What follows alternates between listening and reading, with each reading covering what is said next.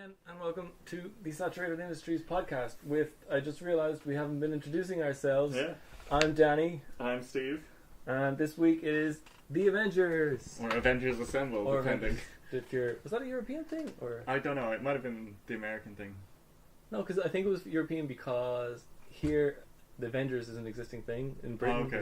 there's an Avengers because they released a movie, I think it was like Michael Caine or something. Yeah. So that we have Avengers Assemble. We have Avengers Assemble. Also, because we're idiots and we didn't understand that this was a superhero team-up movie. I don't know.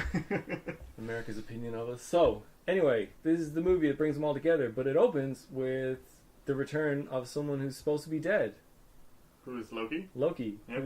He's dead. He fell into space. Yeah. I'm not sure how Asgard works. Yeah, it's like a mystical realm. I guess it's not really space. Yeah, but he fell into what looked like, a kaleidoscope of stars. Yeah. Nebulae. But he knows the paths between the realms, as he said in Thor.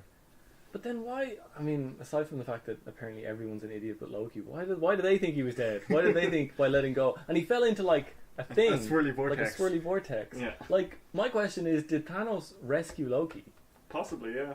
And if so, is that like a thing that he's been doing and possibly did? I know we already asked this question in Captain America, but did he also rescue Red Skull? That would be amazing. Is he just rescuing the bad guys so that he can fucking throw them in everybody's face? That would be amazing. In Surprise Hugo Weaving in Infinity War. It doesn't even need to be Hugo Weaving. It could be anybody. I know you've already shot the movie. I don't know who I'm talking to. It's not like anybody from Marvel will ever hear this. But I'm curious about that. Like, where was Loki this whole time? It's been like some time now. It's been like a little over a year. Maybe? He says it's like when they're talking about Thor later in the movie, they say he showed up last year and had a grudge match that leveled the city or something. Yeah. So it's a year, and he's been gone for a year.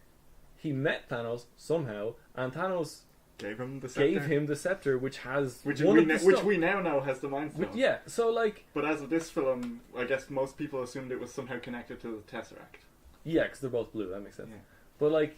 That means that this guy, whose whole thing is I need to collect these stones so that I can control all of everything, gives away the only stone that apparently he had.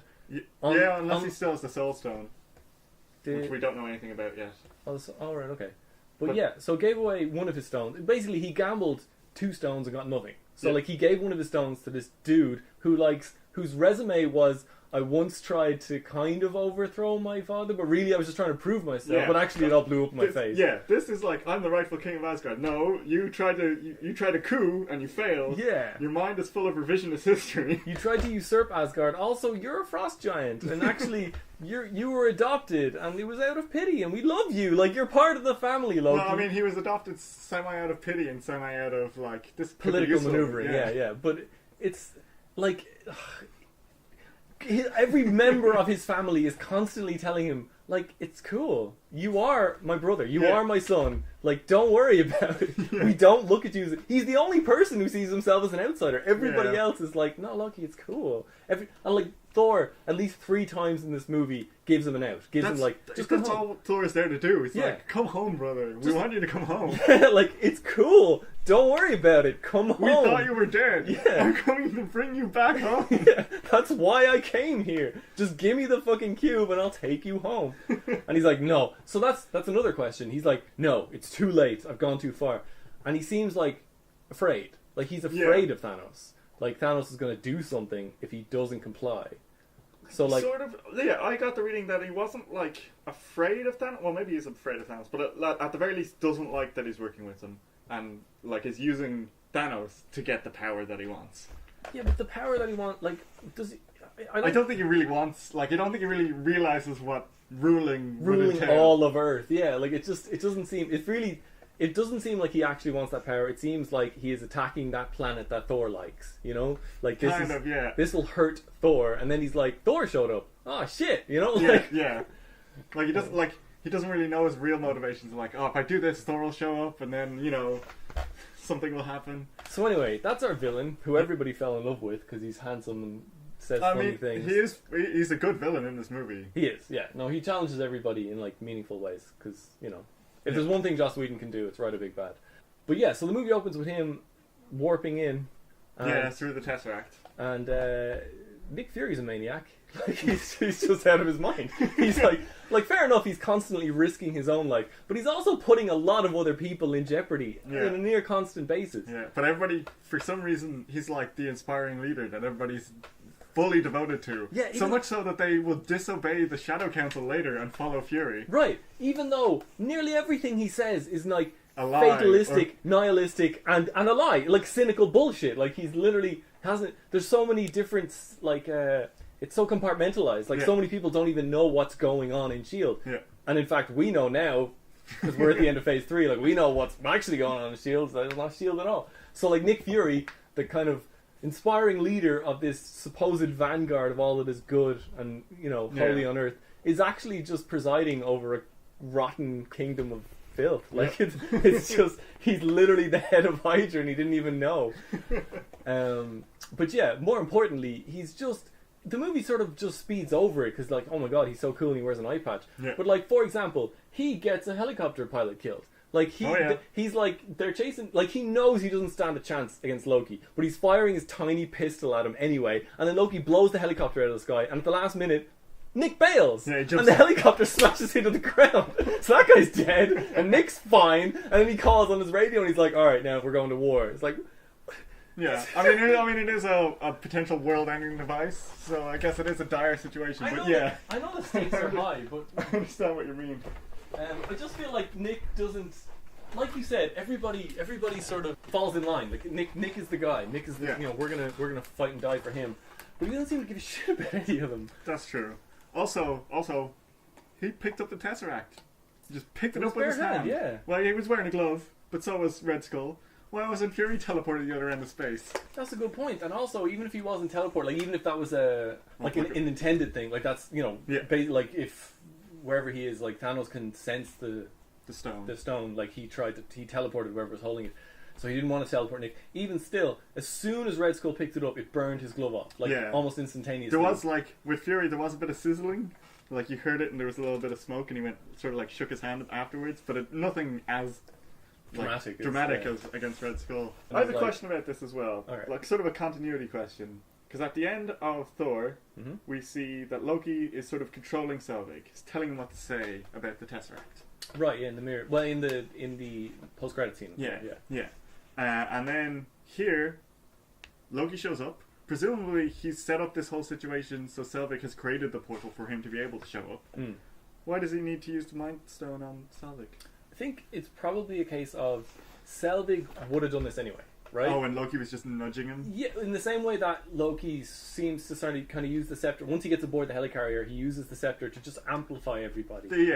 Like Cap and Iron Man were always going to be at loggerheads, and Thor was always going to be like an arrogant dickhead. Yeah. And like, obviously, Bruce Banner has some hilarious problems with anger management. So like, everything was just going to heighten it. And I think Eric Selvig being, because in this movie he carries it off that like, he's controlled by Loki, sure, but he's obsessed with this stone. Like, oh my god, there's so much science. I'm discovering so much. It's showing me the universe. The stone is truth. The Tesseract is so much more than knowledge. It's filling my mind with the truth of the universe. Like and so that's something that Selvig, like, it's established in Thor. That's what Selvig wants. He wants pure science. Yeah. And so he was definitely controlling him, but I think it was more of a you should try this. Nudges. Try this. I'm trying to think. There's like a muse. I don't know. Anyway, so then we get the kind of...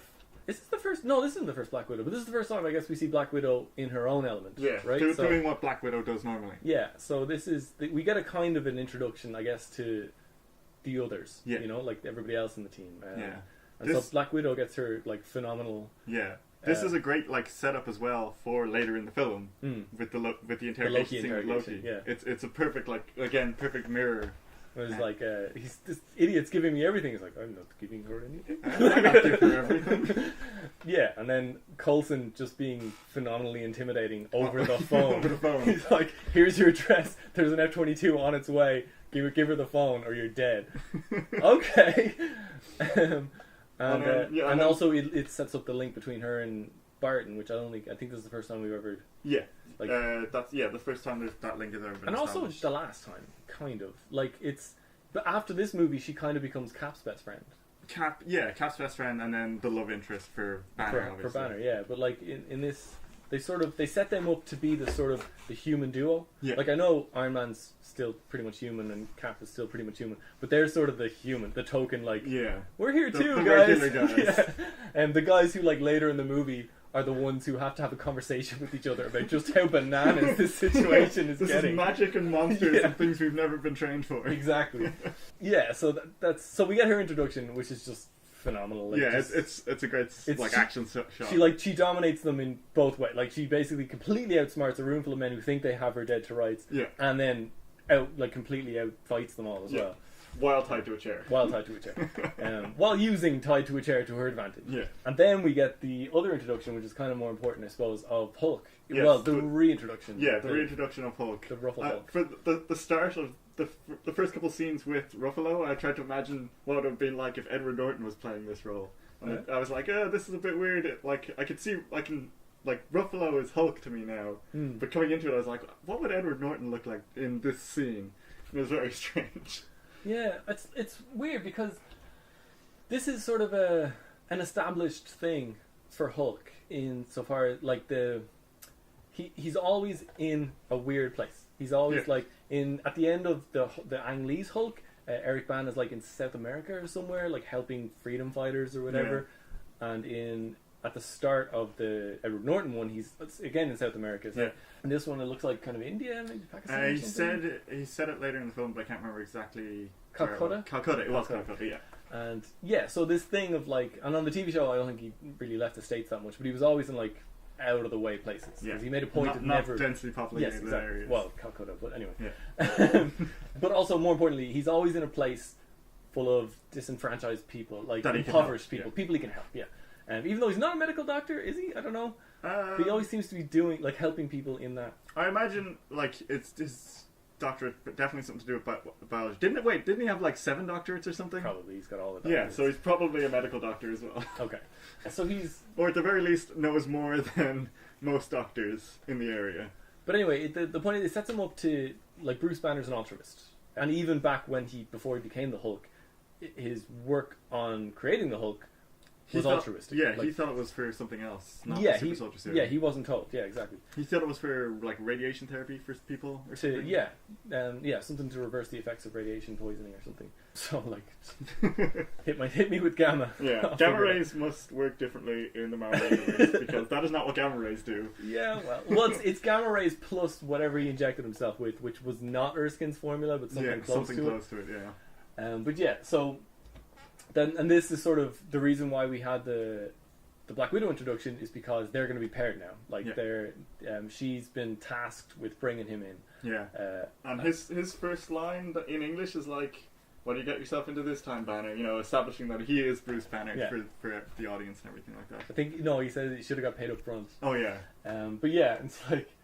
He's immediately like, so he figures out it's a trap straight away, and then he's looking around like, how much damage am I going to do? Yeah, and he's like sort of wringing his hands, which he does a lot throughout the film. And another thing, and I noticed this every time I watch the movie, and I've always asked, did you notice that there's lots and lots of green in this room?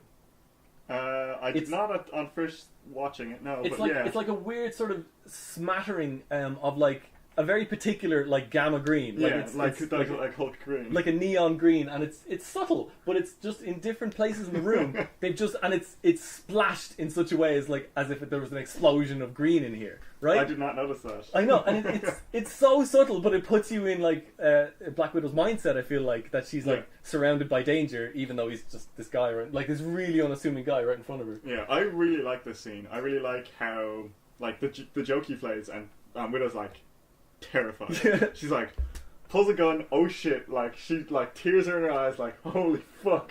I nearly died. I wonder. Like I don't know. It is a good scene. I love the setup of it. I feel like Scarlett Johansson kind of oversells the fear a little bit to the point it's almost kind of ridiculous, especially because they chose Black Widow, the kind of indomitable Black Widow, for this, and had just set her up to be this completely unintimidatable person. Yeah, and I understand that they were doing that. I think that's the point. Yeah, to make us understand just how powerful Hulk is. But still, I don't know. There's something about like, she immediately freaks out, pulls a gun, she's terrified, and then you see there's like 50 guys outside. But immediately in my head, I'm like, what were they gonna do? They were gonna die. What was the plan? To just be meat shields for the rest of Calcutta? Like, what? Like, probably, yeah. If he talks out to lead him away from the city. It's a weird, like, it's weird. I don't know. Like, I guess, yeah, they can't really trank him because they tried to trank him and the Hulk would just Hulk It doesn't out. work, yeah. But yeah, and again, this scene again sets up later in the film where we get the Black Widow Hulk scene again, and we get the actual monster movie Hulk-esque scenes where it's like in a dingy dark ship, you don't really see the Hulk, and things are disappearing as he runs through them. And he's like, you get that kind of final heartbreaking shot of Banner's eyes before he becomes the Hulk. Yeah. Where he's like, oh god, not again. You know, like, yeah. This is the last thing I wanted. But then this whole scene also has a great callback to the Incredible Hulk film with Norton. It's like, you've been a year or this many years without incident. Right? Yeah, which is the whole thing throughout the last counter. film. Yeah, I forgot about that. But anyway, so that's sort of now where everybody's caught up. Now we're like, here's all the new characters, and then they kind of we get that sort of scene with Nick Fury going, Loki's here. Like, it's happened. Yeah, like, yeah. You know, everything. We need a response team. Yeah, like I told you something was going to happen. It has happened. You shouldn't have dissolved the Avengers Initiative, but here we are. I need to call these people in, and they're like, no, you shouldn't do that, because they're basically just floating heads who exist to be contrary. Like, They're like, you're never told who they are. They're the council members. You meet them in Captain America, the Winter Soldier, where you actually get to see them in person. Although one of them is Black Widow, because one of them's always Black Widow. Yeah. But yeah, so he's like, no, we need a response team, and I don't think he convinces them. I think he just hangs up on them. He does, like you said, he's fucking maniac. He just does what he wants. And still has control of a helicarrier and nukes. There's nukes on that thing. Like, oh yeah. It's just Kim Jong Il, but taller and black with an eye patch.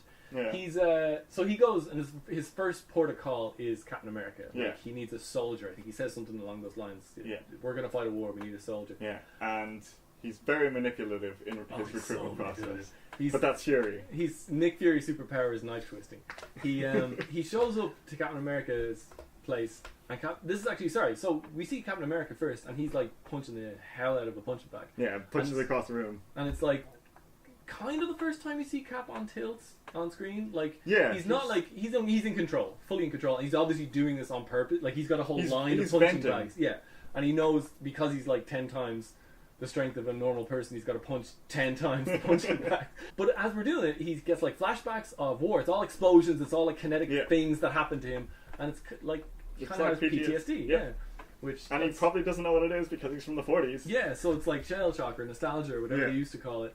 And so he's probably just trying to deal with it as best he can. Yeah, that's something, I guess, just since we've been like deep diving in all these movies so far, it's something I never considered before, because we were always making the point about Tony basically has PTSD from the very start of his entire story. Yeah. It's the first thing that happens to him is he goes into a war he wasn't expecting, yeah. comes home with PTSD, and that informs so much of his arc.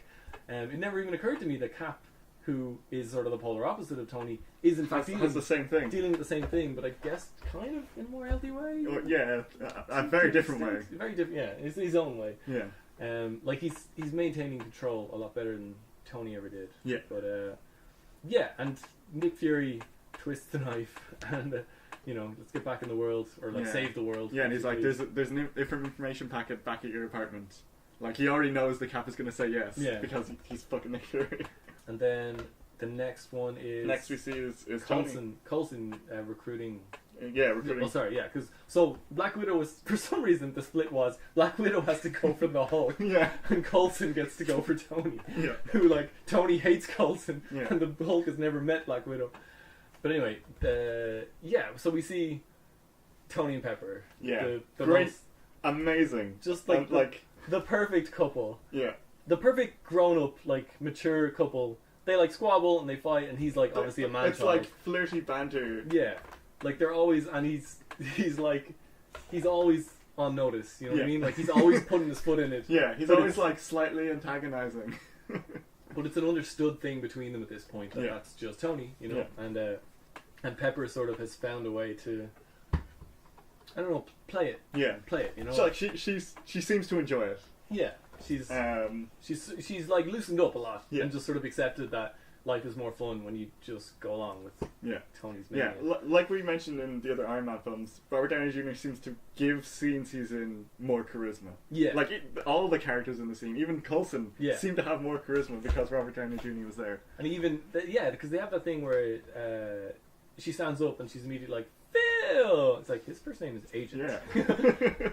And this is the first, like, you know so little about Coulson. Like, he's such an important thing now because he has his own show and he's got like 5 seasons of just pure Coulson. But like, you forget, coming into the Avengers, you've seen Coulson like 4 times. You've seen him and only, like, if you haven't watched the one shot, you haven't even seen that he's an amazing agent. Yeah, like, you've just seen him like be sort of a bureaucrat, bureaucratic, like, like nice guy. Yeah, like he shows up in Iron Man and he helps Pepper get away from Ironmonger. He shows up in Iron Man 2 and he helps stop the robots, right? The War Machine robots, right? He stops Justin Hammer. Yeah. In Thor, he's the antagonist. He's kind of the antagonist. Yeah, he's in charge of the hammer. Well, he's the antagonist insofar as he has control of the hammer, but he never actually tries to stop Thor. Like, if Thor had picked up the hammer, I don't think Coulson would have been like, open fire. Yeah, he would have walked up to him and been like, can we have a talk? Yeah, I'd like to join his team on putting together. So yeah, and you don't really, he makes jokes about, oh, Stark never tells me anything, and like, but you don't know anything about him as a man until this scene right here. So this scene where he walks in and first of all, you get his first name. Yeah, Phil. And then second, he has a girlfriend. She plays cello. I mean, you don't know much about her, but she's a cellist from like Portland or Seattle or something. And immediately he's a human. Like immediately he stopped being Agent Coulson, one of the people that Nick Fury sends on errands, and become like a guy who apparently has had many conversations with Pepper. Like they kept in touch over the year. Well, I got the sense that maybe whenever he calls Tony about something, who he actually talks to is Pepper. And Pepper will relate in the same way that like he can't even hand Tony the thing that he needs to hand to him. He has to give it to Pepper so Pepper can give it to him. Because we do get that line from Tony, consulting hours are 5 to 8 every second Thursday. And the life model decoy. The life model decoy reference, that was amazing, because in S.H.I.E.L.D. you get life model decoys eventually. They make life model decoys. Oh really? Yeah. Oh, I never kept up with S.H.I.E.L.D. because Agent Coulson's dead. But and then they it's mostly like most of the scene is just banter and sort of getting to know Phil a little bit, because it's a foregone conclusion that Tony's gonna take the case. Tony's gonna. Yeah, and Pepper realizes this immediately. Yeah, and she's like, "All right, I'm just gonna fly to Washington. You've got homework." Yeah. Again, being like, "This is our lives. Like completely. You're an Iron Man. I accept it." Which is weird because they don't really show the disintegration of that. Like I know the last time we checked in with them, they're together. It happens a lot off screen. Yeah, but like because when the only time he talks about it, I think, is with Captain Civil War when the pen scene, and he says basically she was sick of me being Iron Man, so I blew up all my suits, and then I immediately made more suits because I'm addicted to being Iron Man. So yeah, we're taking a bit of a break. Yeah, we'll have to see if there's any sort of the disintegration in Iron Man 3 when we get to it. If there's any hints of it, at least. Well, it was at the end of Iron Man 3 that he destroyed them. Yeah. Oh yeah. But if there's any like tension in their relationship in that movie, I think I remember something along the lines of, "You gave all of the terrorists in the world our home address." She wasn't pleased about that. their house did get exploded. Yeah, but luckily he had just that day completed the armor that could latch on to anybody. Yeah. But yeah, so anyway, Tony's recruited. And then it's everybody head to the helicarrier. Yeah, in the next scene we get more humanization of Coulson again. Right, with Cap. He's like the ultimate fanboy. The ultimate fanboy of Cap. He's like, I've got the card collection. Yeah, the trading card collection. Oh. He even mirrors Cap's like stance. Right. Yeah, Cap like stands up, puts his hand up on the bulkhead of the thing. Yeah, and then Coulson walks over and does it the same. But he's like, he's short and he's awkward and it's adorable. Yeah. Like he's like the guy. I can't remember what's the actual name. Clark Gregg. He carries it off so well. He's like, this is a grown man, a grown mass man with like maturity. Yeah. I've had a job. I've got a pension. Like. Yeah. But here's Captain America. Someone his childhood hero. When I was a kid, I grew up hearing stories about this man during World War II who brought down this monster with a red skull, and I collected all the trading cards. I probably had to go online in my 30s or something and get some of the special edition ones or something. And, like, it's a secret shame, but I'm fucking hell, he's alive. He's here. He's in front of me. And it's like we even get the awkward scenes in it where it's like, this is the first time we're being officially introduced. Of course, I have watched you sleep. I watched you while you were sleeping. I mean, I was present while you were unconscious. You understand. But yeah, and so he can't help himself. He mirrors him, and he's just like completely smitten. Like he's just so bowled over by his own hero worship, which is adorable. And it's and serves the purpose of like putting him in our consciousness. Yeah, like, and like making him a likable character for and humans. The link, like he's the sort of because Nick Fury, as we keep pointing out, is a maniac and very standoffish. Yeah, like, no one likes him. Yeah, he's not the leader. He's the instigator. You know, he just triggers everybody. But Coulson, everybody likes. Like even Tony, who kind of pretends not to. Tony likes him. By the end of Thor called, "You will be my ally," Mr. Coulson or whatever his name. And then Captain America, obviously, you know, this is. Yeah, you can't help. Like this guy's like my #1 fan, so obviously I think he's pretty cool. And also he's the guy who, like Captain America's having doubts as they're flying towards the helicarrier. It's like, what can I do? Like, look at where we are. I'm standing on like this. The world's a very different place. Yeah, whatever a Quinjet is, and we're about to fly. He doesn't know it's a helicarrier, but it's still an aircraft carrier, which is just insane. And he's like, what can I do? A kid from Brooklyn, like, and he's like, no, I think you're exactly what we need. I think you are what we have forgotten. Yeah. Which is another great reason why Coulson should be dead. Because in Winter Soldier, it's that exact thing that Coulson says to Captain America, you are what we need. You are what S.H.I.E.L.D. needs. Because Coulson recognizes S.H.I.E.L.D. is an organization run by Nick Fury. And Nick Fury runs the organization like a spec ops organization. Everything's compartmentalized. Yeah. Nobody knows enough about any other part of the organization out of necessity. Yeah, they go into that in Agents of S.H.I.E.L.D. where everybody has different clearance levels and no one knows what's going on in the other clearance levels. Which is exactly why Hydra was able to infiltrate it so well. Nobody had enough information about the whole except for Nick, who apparently let this happen, no idea what was going on. And ultimately, it takes somebody from the 40s, somebody from back in the time when good and evil were simple things, to come back and like I don't think it's the taking down the 3 helicarriers and beating Crossbones and killing Alexander Cross or Payne or the Robert Redford character, whatever his name is. Pierce, Alexander Pierce. Yeah.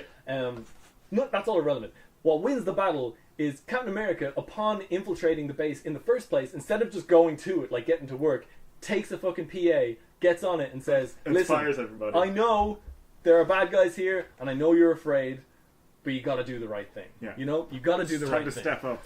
And that's what does it, and that comes all the way back to this conversation that he had with Coulson, where Coulson made him understand what his value was in the modern day, which is that you can make things simple. Yeah, you can see the right and the wrong. And you are the only person, you're literally the only living person who can act as that paragon for people to follow, right? Yeah. So you're the person who Nick Fury will never be, right? Anyway, another lengthy digression about Cap. So that's, so Coulson, the takeaway is Coulson has like a deep link to a lot of these people. Yeah. The only one he doesn't really have a link to is Banner. Yeah, because Widow got that job. Yeah. And also Widow survives, and then Widow starts dating him. But yeah, they all get to the helicarrier, and I don't know, it must have been before this. I guess it was in the boxing ring where Nick Fury bet Captain America that... Yeah. So he said something along the lines of, nothing will surprise me, and then Fury's like, oh, I think something might. He's like, I got $10 that says something will surprise you. And so they get on the helicarrier, and they have some banter about like... Cap and Banner are introduced, and Cap is like, the consummate person is like, You're the guy who's going to help us find the cube. Nothing else about you matters. And she comes out, or Black Widow comes out and is like, you're all going to want to leave, it's going to get hard to breathe up here. So they immediately think like, oh, it's a submarine. Yeah. Jesus, that's crazy. You're going to put me in a submarine?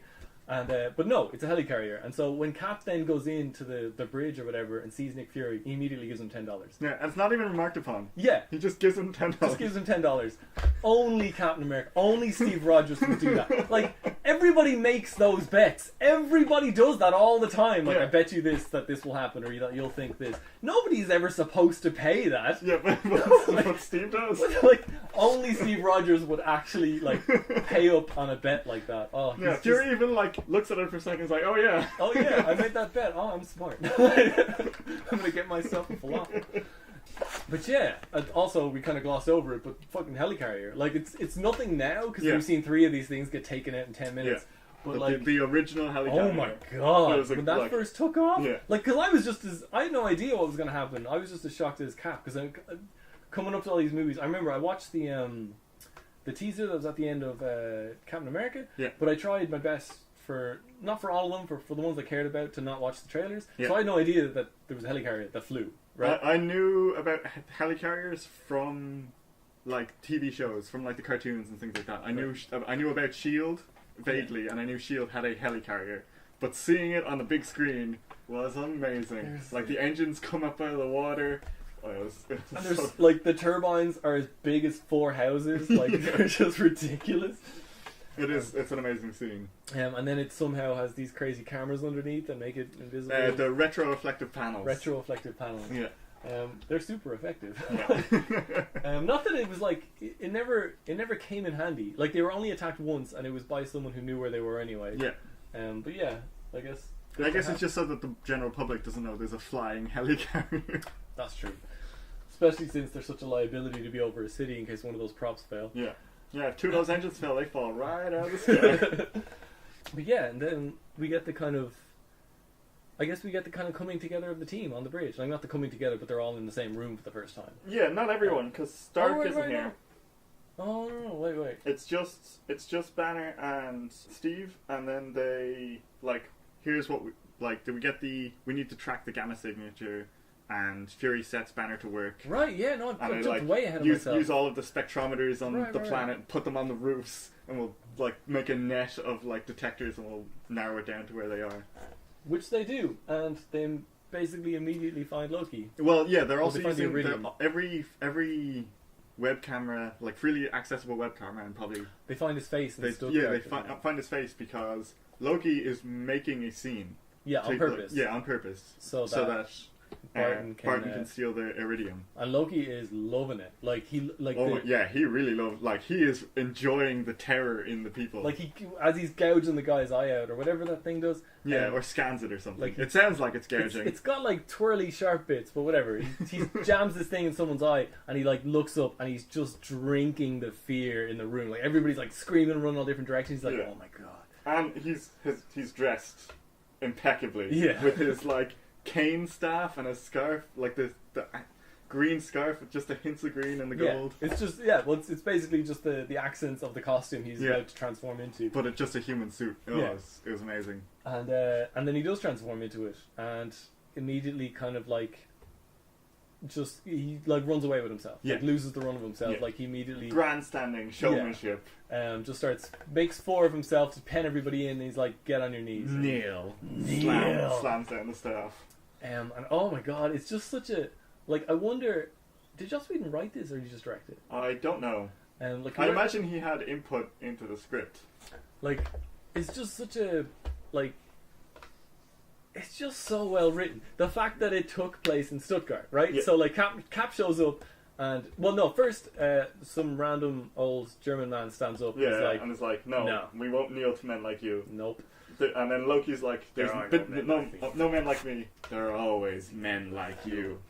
And then Cap shows up. He's like, the last time I was in Germany and saw a guy standing Cap- above everybody else. Has his quips that he always disagree, has, but yeah. you always forget he has them. Yeah, Cap is just being hilarious. In fact, Cap is, I think, the only guy who sort of escapes the Whedoning, right? Like he still has quips, but they're very him. Like Yeah. they're very just kind of a man out of like the Wizard of Oz thing. It's like I got that reference. Yeah. I got that one. This scene I actually really like as well. Like watching it this time, this scene made me realize how well put together this film is.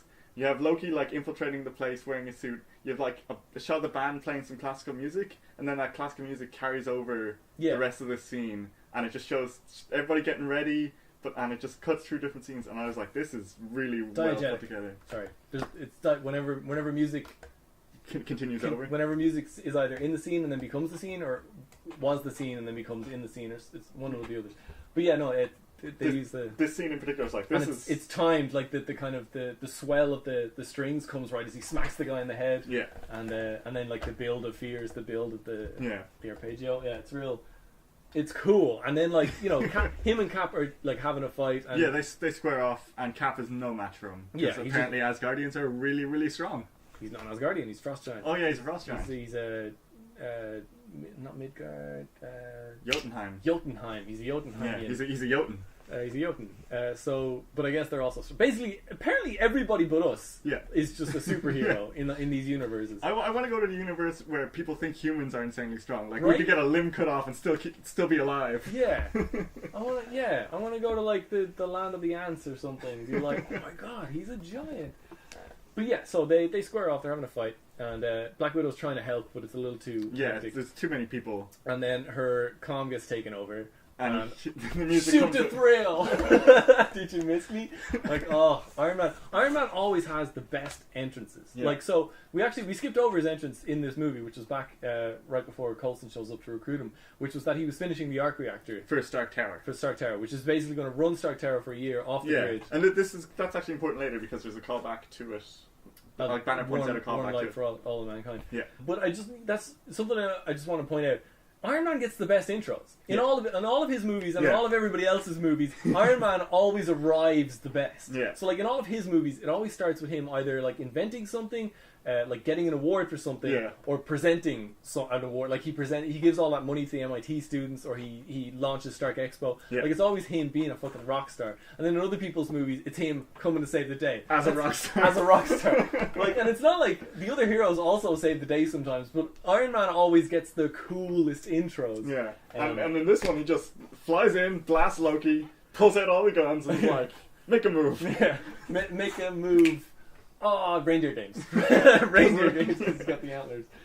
Yeah. Oh, so cool. Yeah. And he actually, Tony's like, unplussed whatsoever. He's like, Mr. Stark, Captain. And it's easy to kind of, first of all, it's easy to gloss over the fact that nobody knew who the Avengers were. So the fact that like Tony Stark and Steve Rogers are on screen together naming each other wouldn't have been a big deal because you didn't grow up with those comics. Well, not here anyway, maybe in America. Yeah. But then also the fact that like, since now we're completely inundated, we know all. Everyone knows everything. Everybody's waiting for their more obscure hero to show up, right? So we know who all these people are. But back then in this movie, and especially because it was made by Joss Whedon, who was the master of ensemble and like getting huge teams in a single movie. Yeah, and the dialogue, like the interplay between personalities. Yeah. Just having that of like, you immediately just like, this is Steve Rogers, who is a contemporary of Tony's father. Yeah. So he knew Tony's father. He knew Tony's father. He was created by Tony's father, and he's like, Mr. Stark, Yeah. And so you immediately kind of like, this is like Tony, like Steve Rogers is meeting his friend's son. Yeah. I don't know how to, because they look like the same age, but I'm trying to get across like that they're, when you meet a friend of your father. Yeah. I don't know. It's just. There's a great great dynamic, and it's established immediately. Yeah, right? Yeah, and even later in the movie, Tony's like, "This is the guy my dad has been going on about forever, and my dad went on about forever." Yeah, there's a kind of like, I think anyway, there's like an undercurrent of jealousy there that like, because Tony always had problems with his dad, and this is the guy whose dad kind of was not at home because he was working on this stuff. Yeah. But yeah, so they subdue Loki like way too easy. Yeah, and Cap should be. Well, I mean, Cap sort of is suspicious. He's like, this is too easy. He packs a punch. Because Loki is pulling the original Cap plan. Yeah. From the Red Skull era. Get captured, and then fight out again. Yeah. They're like flying away. And we get some witty banter between Cap and Stark. Yeah, they're kind of feeling each other out. Yeah. And then lightning strikes, and Loki's like, "Oh, great." I'm not fond of what follows. And this is interesting because this is actually probably the only thing that could really mess up his plan. Because if Thor has a way to bring him home, he's fucked. Yeah. Like that's it. His plan has failed. And so he is actually genuine. This is probably the only time in the entire movie where he's a little bit afraid, right? Yeah, I think he even says something like, "How much dark energy did Father expend Have to conjure to get you here, yeah. And then they have a little bit of an argument. Yeah, and where there's ravens or crows in the background, so Odin is watching what's going on. And that's, we assume, I guess, how Odin knew to go to Earth and to send Thor in the first and knew place. about the Tesseract and everything. Yeah, but so this is also the introduction of Thor in the movie. He just lands on top of the ship, and then takes him. Yeah, he's not been in it before. And then actually, it's also the kind of Cap and Iron Man have been getting along pretty well. Like they're they're friendly with each other. But as soon as this happens, like first of all, Tony immediately suits up and he's I have a plan. I'm going to stop attack. No, but before that, he's like Cap turns around and Iron Man is already ready to fight. Yeah, he's put on his helmet. And he's like, wait, what are you doing? And Thor comes in, knocks him back, knocks Cap back, and so they're both sprawled on the floor. He takes Loki and he's gone. And then he's like, slow down. We have to come up with a plan. Or we have to come up with a plan of attack. I have a plan. Attack. Yeah. And so he just jumps out. Yeah, so because he's Iron Man. He's been boating around the world, saving the day. So this is what he does. So exactly. And this is the first time we kind of see that, like, it's not going to be that easy, right? So it seemed like everybody showed up, and it worked out. Yeah. But actually, Loki just let them win. And when it comes to actually working together, it's going to be a lot more tricky. Yeah.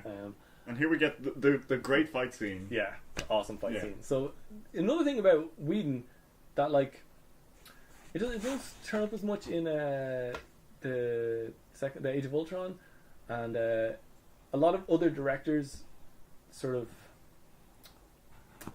like they miss this mark. But in this movie, this time with these heroes, he just understands like how to showcase these heroes, right? So like how to show them fight the coolest they could possibly fight. Yeah. Right? So like Thor, obviously his go-to is I'm going to call down some lightning and shoot Tony, and then Tony's suit's like, you got 400% power. You just powered me up. Okay, and blast him with everything. Blast him back. And then Tony's doing a lot of like leading Hulk. So like Hulk, has to do these, not Hulk, sorry, Thor. Thor has to do these big hammer swings, so Tony will kind of let him swing and then like rocket out the way. Yeah, or get up and like fire from underneath his hand and stuff. And then do lots of like create momentum to use against Thor, because like hitting him doesn't really do much. Yeah. So he has to like launch himself into the air and fall back towards him and then rocket his fist into him. Rocket punches and stuff. And Thor is just sort of Thoring. Like he as soon as he gets his hands on Tony, Tony's screwed, because he immediately sees like he's crushing the gauntlet of Tony's armor. Yeah. It's like Tony headbutts him, Thor's fine, and headbutts him back and knocks him back. And then you see the dent in the helmet. And ultimately, like they're just going to keep fighting until Cap shows up and swings his shield between them. He's like, "All right, Dad's here. Stop it." Yeah, I boomeranged my shield between you. Back off. Put the hammer down. It's like, no, you love that hammer. And then we get the kind of who would win in a fight between the hammer and the shield, like an unstoppable force and an immovable object. And kind of nobody. Everybody just gets blasted apart. Everyone just gets, and all the trees get flattened for about a mile around. Yeah. And they're all at a stalemate. So again, they're still not a team at this point. They've all just reached a stalemate. Nobody's stronger than anybody. Yeah. So we're all just going to stop fighting and work together on this. And so eventually, like Thor signs up basically. He goes with them because he realizes that it's like I could keep fighting these people, but they're just going to keep fighting me and slowing me down. So let's go with them. Yeah. And try and find out the location of the Tesseract. Exactly. Because Loki claims not to know where it is. Yeah, he can't get the Tesseract. I've sent it away. I know not where. He can't get the Tesseract without these people's help, and he might as well, like, the more eyes on Loki, the better. Yeah. And so this is where we get... Now everybody's aboard. Now everybody's aboard the helicarrier. Yeah. And they're all sitting around. The kind of triangle table. Yeah, and Loki is walked into the cell, and he sees Banner, and he smiles. Big grin on his face, like, perfect. This is just what I wanted. Yeah, and Banner's got the scepter in the room and everything. And they're studying the scepter, and meanwhile, Loki is kind of mysteriously unaffected. He has his conversation with Fury from inside the cell, and he's like, this cage wasn't built for me. Or not built for me, I think. Yeah, and then he's throwing barbs out at everyone because he knows people are listening. Yeah, and he's looking at the cameras. Yeah, he's needling. He's in control of the situation, even though he's in the cage. Yeah, and so this is also like Tony has arrived for the first time and immediately hacks the place. Yeah, so puts a little bug on the thing. Just wondering, like, how does Nick use these things? Click, click, click. Yeah, and so he's got like a little bug on the thing, and he's like hacking his way into the computers because apparently Tony's deeply suspicious of Shield. I guess. Yeah, he doesn't like government oversight yet. Okay, that's true. Shit, yeah. Yeah, is he still on that part where like, no, like you guys are terrible. You Yeah. just have nothing but secrets. I'm gonna save the world because I privatized world peace. Good point. Yeah, I didn't think about that. So they're all aboard, and Nick kind of. Actually, Nick isn't really there. They all just sort of. No, Nick is still talking to Loki at the time, and they like everybody has some banter between them now. Yeah, they're all, and like Tony's going on about like who did the required reading. Like, here's what we need to do, and he kind of meets his match with Bruce, who's like they're just throwing techno babble at each other. Yeah. About. Some of which makes sort of sense. Like the ideas they are talking about are okay. Like they're talking about like particles overcoming the Coulomb barrier to fuse, and that's a thing. Okay. And things like that. But like thermonuclear astrophysics, that doesn't make any sense. Alright. But then, so this is so everybody kind of gets a little bit of a Fury shows up here and like, here's what we need to do to build this out, and gives everybody jobs to do. Yeah. Really, just Tony and Banner jobs to do because everybody else has to sit around and wait. But Cap kind of, Cap, I guess, at a loose end comes down to check on Tony and Bruce, see how it's going. And Tony starts his conspiracy theorizing. Yeah. And sort of ropes Bruce into it because... Bruce and Cap. Well, no, but he ropes Bruce in to convince Cap. Because I think if it was just Tony, Cap would be like, shut up, Tony. Yeah. But the fact that Bruce... I think because it's Bruce that sells it at the end going, think about it, Cap. Why are they in the energy business at all? Exactly. If you're gonna make clean energy, why would you not just go to Tony? Yeah, because he's got the arc reactor, which, as we theorized, is based on Tesseract knowledge from maybe, Howard. except you gotta because Howard was supposedly the founder of Shield, so you gotta wonder where was the Tesseract this whole time then, if not working towards this. Yeah. Because this was the missing link, the particle that he didn't have to create the clean energy arc thingamajig. Yeah. But if he had the Tesseract, and the Tesseract acts as clean energy, if you tap it the right way. Tony won. I don't know. But yeah, so there's some kind of connection there. Maybe they'll make a in between movie or comic or something. But so Tony's going on about like Shield is up to something. Like there's more going on here than we realize because they are secrets on secrets. Like everything about Nick Fury is secrets. Yeah, and it's enough. Between him and Banner going on about it, it's enough that Cap is like, all right, I'm going to break open a door and see what they've got here. But Cap doesn't Cap is like, no, Tony, you're wrong. Yeah. Then he leaves and he's like, and he goes and does it. But it's the scepter. So like I don't think they would have been able to convince Cap were it not for the scepter being in the room with them. Maybe. And also, I think the fact that they kind of amped each other up, like the very first when Tony turns to Bruce, he's like, I want to stay out of it. Yeah. Actually, I'm going to get into it. And I think were the scepter not in the room, probably it would have gone nowhere. It would have been just Tony fucking blustering as usual, and everybody would have been like, yeah, whatever, Tony. Maybe, but also S.H.I.E.L.D. might seem a lot like Hydra to Captain. Yeah, maybe. But, like, they already did that. Like, when he woke up at the end of his movie, he woke up thinking, I'm in a Hydra base, and they're trying to trick me. And then he breaks out, and he's like, no, you're in New York. We're the good guys. Yeah. Sorry. Yeah, but he's, he doesn't... he's a man out of time. He doesn't understand the world. And he doesn't especially in the future, he doesn't like the direction S.H.I.E.L.D. is heading in. With the preventing crime before it happens. Stuff like that. So it could be that he was suspicious, he's suspicious anyway, and would have done it. But like you say, the staff is amplifying everything that's going on. I think it was all there. Like, Cap is definitely wondering what more is happening, and Tony is just paranoid. And needs to control everything around him. So he needs all the information. Yeah, and Bruce is sort of... distrustful of S.H.I.E.L.D. Distrustful of S.H.I.E.L.D. And he just I'm just going to find a cube and get out of here. Yeah, I need to not be around this many people. Like, it's making him uneasy, I think, to just be in a room with this many people. Or a flying contraption. Carrier. But yeah, so they each individually go about figuring out what's really going on, and they all sort of culminates. It all happens at the same time, while Loki is having the callback conversation with Black Widow. Yeah. Where we get some more humanizing stuff with Coulson and Thor now. about Natalie Oh, Portman's the Bill character. Snipe. Yeah. Jane Jane Foster. Foster. He's and like, how- as soon as you came back, I immediately put her into witness protection or whatever. basically, yeah. Yeah, I forgot about that. Yeah. And so, like, this whole scene is like each character gets their sort of reflective moment about what's going on, and like we've gone through. Cap, Banner, and Tony are sort of distrustful of Shield. Thor is just like, I'm trying to help everything, but every time I come here, things seem to go to shit. Yeah, and also, I'm here. I should go see Jane, but I have to do this. I have to do this. I'm Yeah. trapped in the situation. Yeah, and then we get Widow and Loki in the cage. And also, we get Thor, like, pointing out that it's not just, like, this isn't about, like, Loki doesn't want to be king of Earth. Like, it's ridiculous. He doesn't actually want to be king of Earth. He wants to kill all the people on the planet that I care about. Like, Loki literally doesn't see humans as people in the same way that Asgardians are people. Like, Yeah. He sees humans as just animals that he can fuck with that will, like, bother Thor. Yeah. You know? Animals that need to be ruled. That need to be ruled. That Thor has a liking for.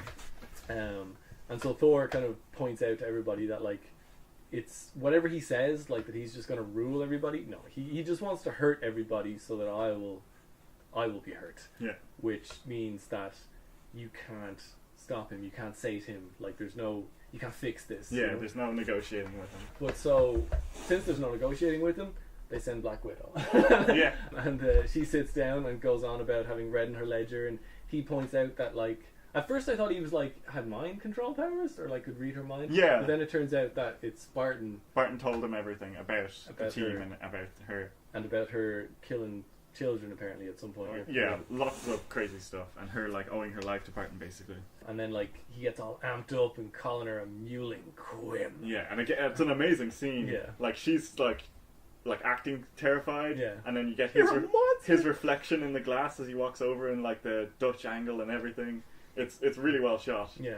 And she's got her back to him, and he's like, he feels like he's defeated her. Yeah, he feels like he's in control, like he's been the entire time. And then it turns out that she's been one-upping him. Yeah, and so as soon as he lets it slip that no, you've got the monster. You brought the monster. She's just like spun around. Eyes are fine. She was fine this whole time. It's like, oh, Banner, That's your plan. play. All right. Get Banner out of there. and he's like the rushing guy. He's just looking like, what? Huh? What? Yeah, he's like, what happened? He didn't tell her anything. And then mockingly she just like bows. Thank you for your cooperation. Yeah. And this is the. But and while this is happening, they're using this sort of him spitting fire at her as the through line for the through line, montage. like the build up of the montage Yeah. for the. Everybody is discovering what Shield has really been up to, which is trying to weaponize the Tesseract. Yeah, and this is also the build up of the Mind Stone taking its effect. Right. Yeah. So basically, everybody. So this entire 20-minute sequence has just been slowly amping up and up. Yeah. And Basically, up and as soon as he came aboard, he's been wheedling, he's been needling, he's been like pushing everybody to.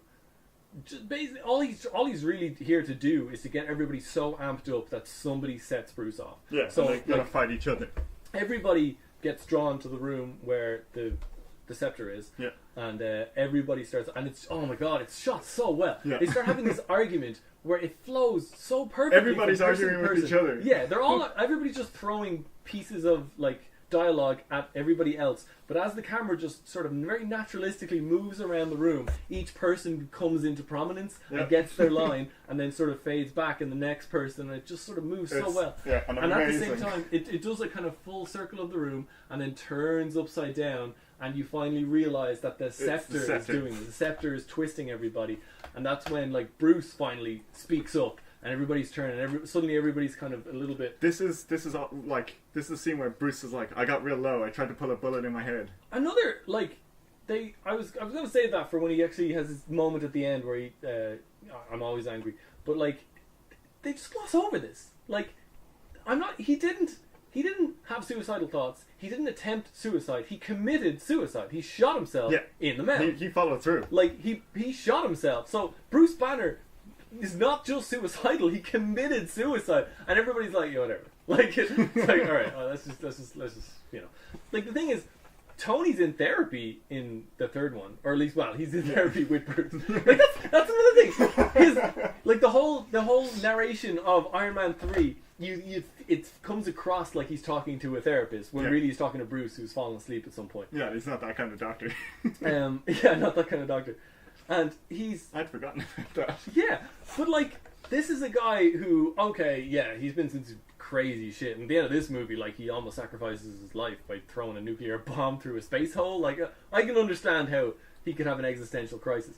But, like, Bruce Banner's got an internal existential crisis. He's got, like, cosmic power inside of him that just erupts out and does whatever it wants and, like, takes him to space to be a gladiator on a fucking alien world. For, like, 3 years or something. But somehow, he's, like, he has to listen to fucking billionaire playboy philanthropist complain about his feelings when he literally shot himself in the head. Yeah. Like, it didn't work, but he did it with the intention of ending it because he can't. He doesn't want to be this anymore. He didn't see an out. Yeah. So he tried to end it. Which is, like, I guess it's not the start of it, but I would say it's the most sort of, the first sort of glaring example of that Marvel nothing is serious. Like, maybe it feels like things are getting serious, but here's a joke. Yeah. You know, in the same, like, the end of Captain America, where he's like, I had a date. And if you just gave that 5 or 10 seconds to sit and go, his entire world is gone. Yeah. And you see his expression, Captain America's never sad, but he's like, everything's gone. Like, just give that a second to sit in your heart and break your heart a little bit. That'd be so incredible. Yeah.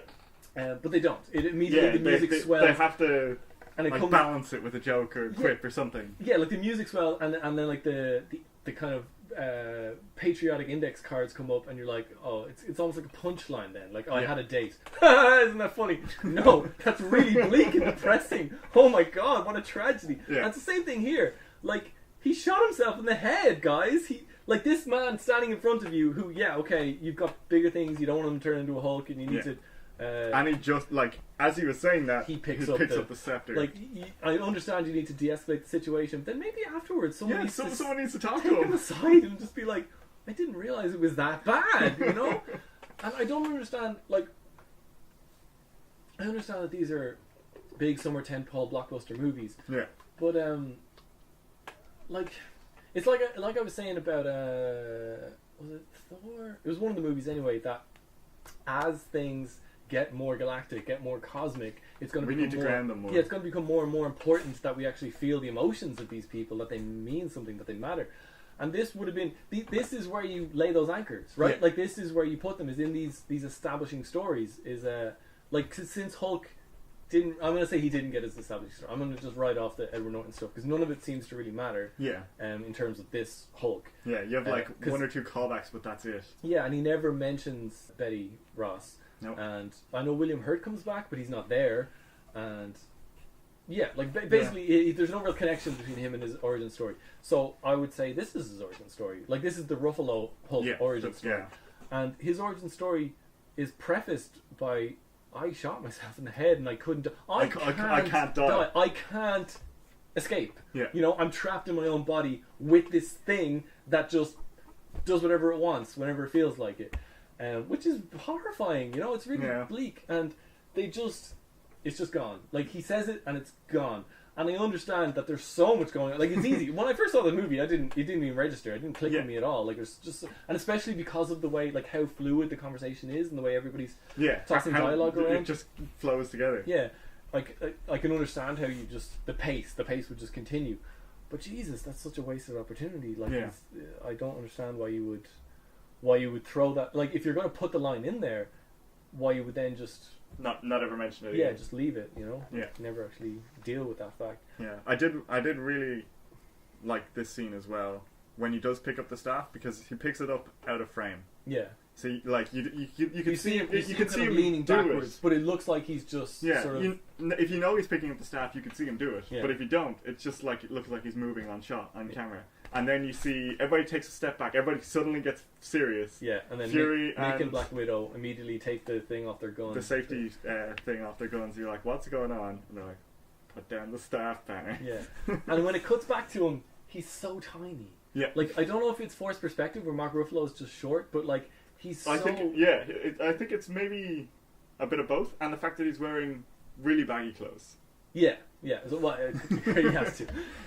But yeah, in the room, because the room is like, you know, it's Samuel L. Jackson, it's Thor, it's Captain America, like everybody's big, and he's just this little guy. Right in the center. Yeah, he's right got in the middle. Got and the he's scepter. like further away than everybody, and he's just so tiny and so vulnerable. Again, like he's so vulnerable. This is like the scepter has finally brought the truth out of him. Like he's been so blasé and flippant with everybody because he's angry all the time, because he can't get into it. Like if he gets into it, the Hulk will come out. You know, like he understands.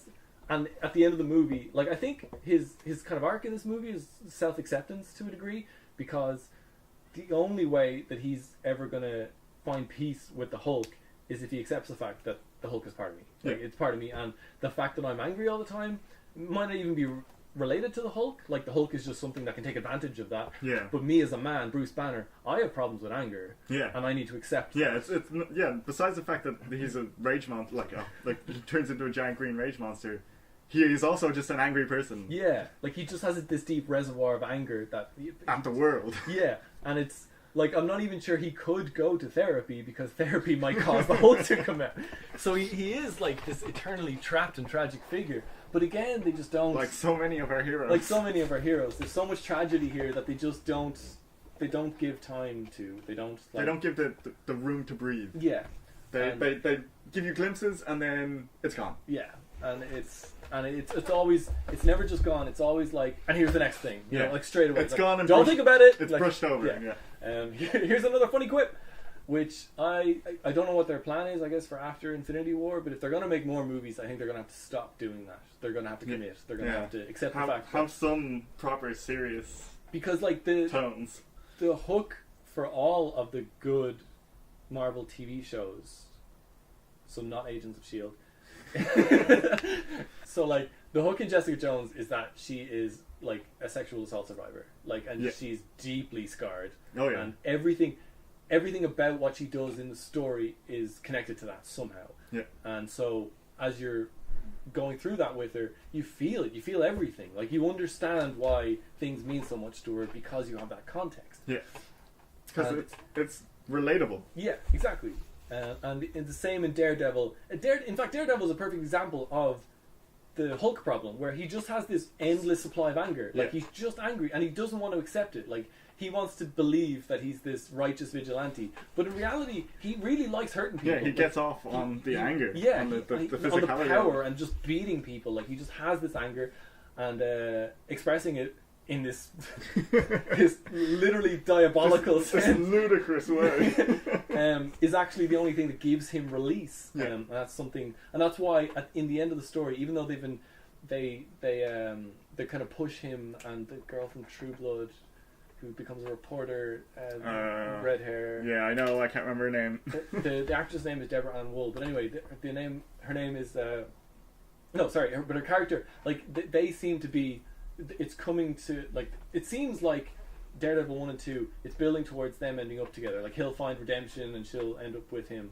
But in what actually happens is he refuses to accept the fact that, but aside from, you know, being blind and being raised by a stick and having to fight the hand and, you know, all this other stuff going on in his life, he is also just a deeply, deeply angry man and refuses to accept that part of it, you know? Yeah. And the fact that he is sadistic. He enjoys. He enjoys dealing out pain. Yeah, and so for that reason, he cannot have her. Like she recognizes that in him. He won't admit it to himself. So he loses her. Yeah. Obviously, there wasn't room for a character like that in this movie. But I'm just saying that's a seed that you could have planted here instead of just immediately vaulting over it. You know. Yeah.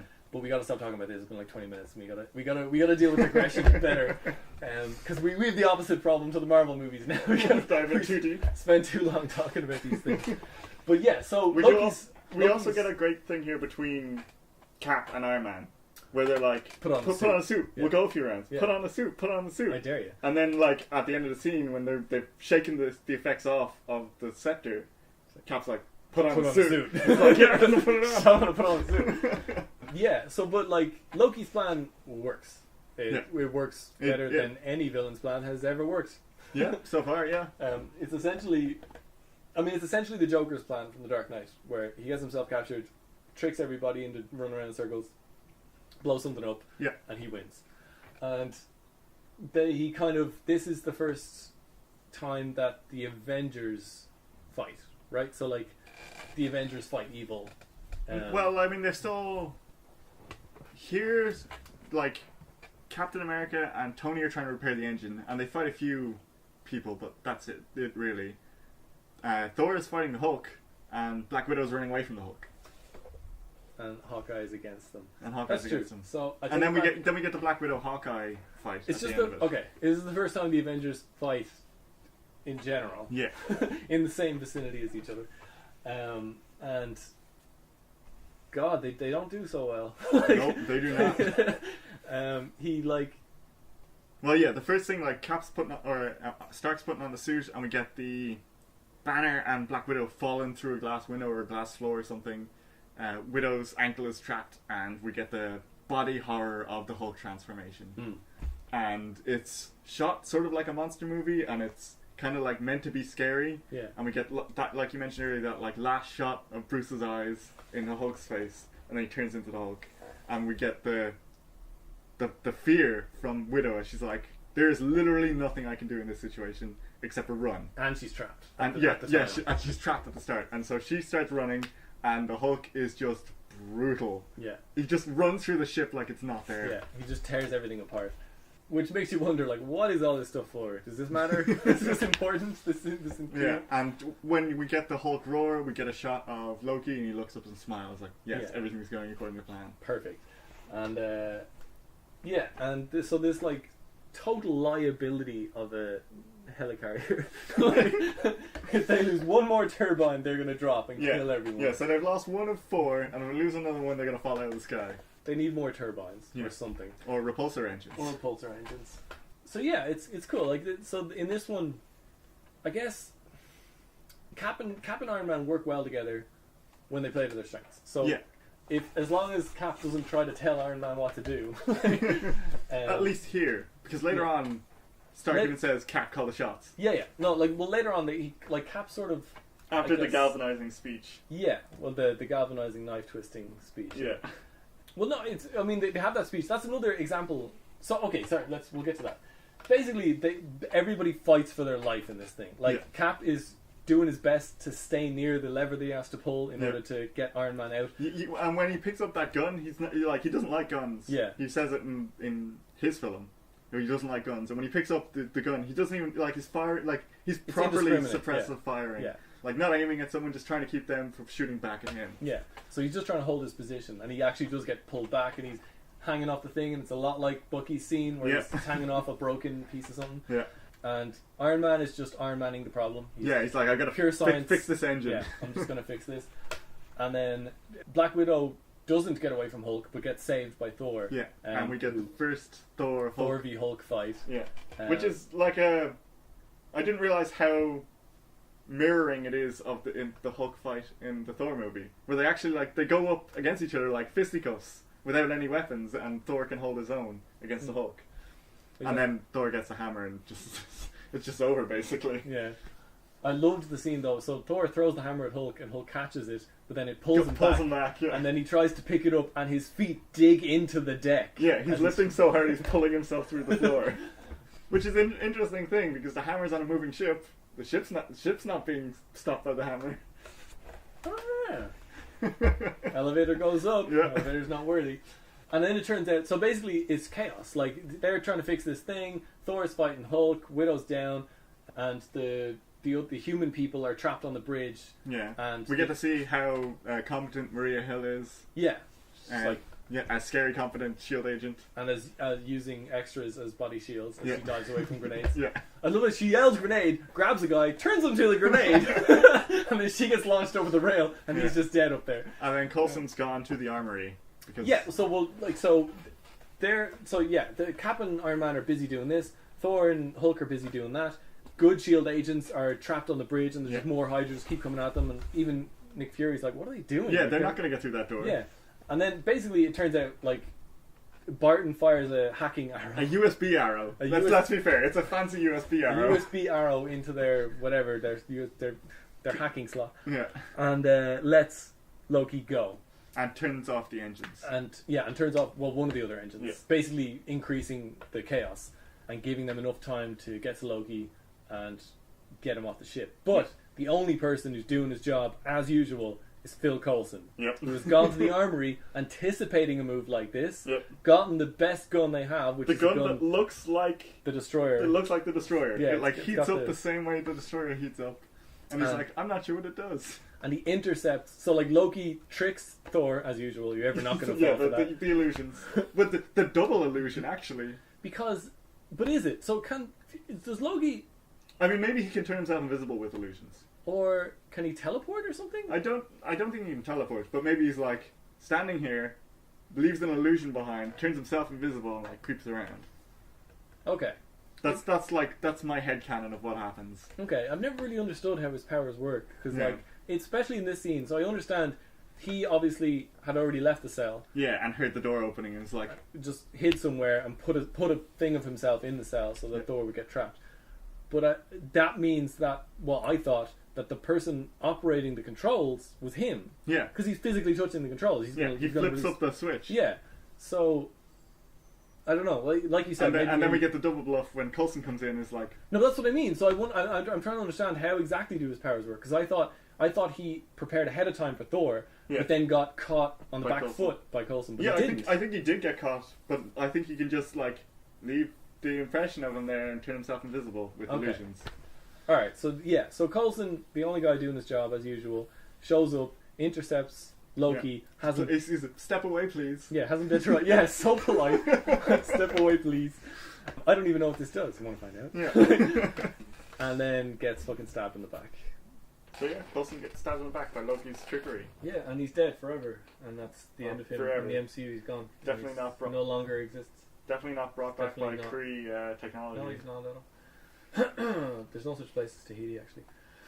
And that's sort of, I think it's ironic that they chose to retcon this death in particular because he actually died. His dying words are, "You lack conviction." To Loki, yeah. Yeah, you lack conviction. But his actual dying words are, they needed something to rally behind. Something to, yeah. But his final words to Loki were that you lack conviction.